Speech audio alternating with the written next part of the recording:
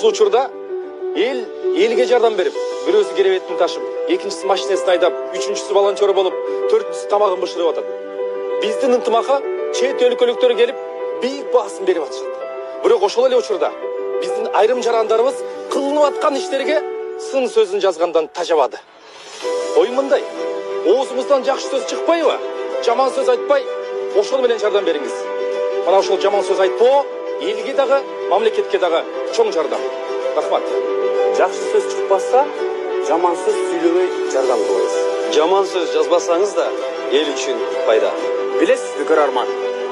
Жакшы сөз арнай албасаңыз, жаман сөз айтпай койгонуңуз сиз үчүн, мен үчүн, эл үчүн пайда.